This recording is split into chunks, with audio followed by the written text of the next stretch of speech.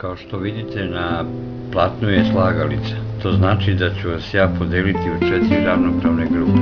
Svaka grupa ima svog izvršioca. Međusobno možete da se dogovarate i pokušate da rešite slagalicu. Ako prva grupa ne zna odgovor, pokušat će druga, pa treća i na kraju četvrta. Mislim da možemo da počnemo.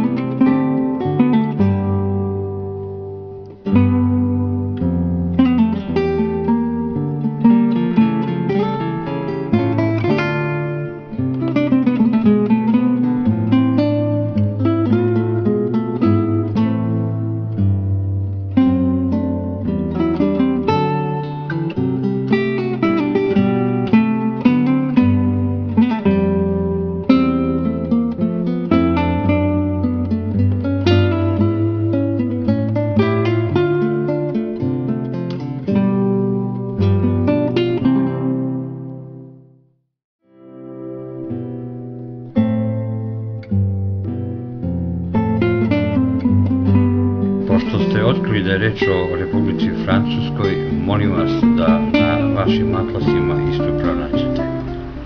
Svaki navedeni pojam ja ću vam pokazati na velikoj zidnoj karti, a vi ga zaokružite. Potrebno je da svaki slajd zapišete u svojoj svesci.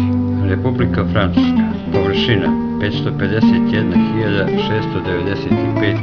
km², stanovnika ima oko 62 miliona. Glavni grad je Pariz, službeni jezik francuski, članica je Evropske unije.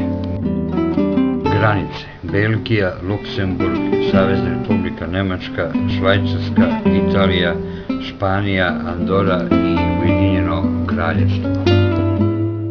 U reljefu Francuske dominira zapadna evropska nizija, središnji masiv, Vogezi, Alpi i Pirineji. Reke: Garona, Loara, Sena i Rajna.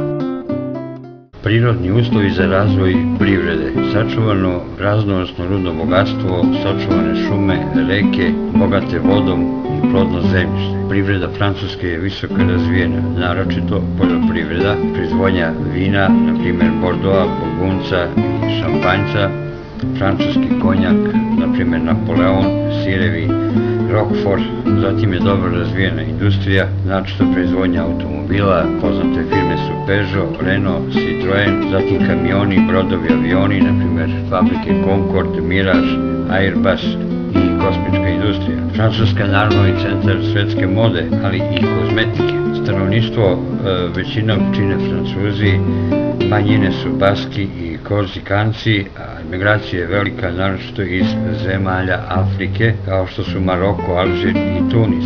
Saobraćaj izuzetno dobro razvijen.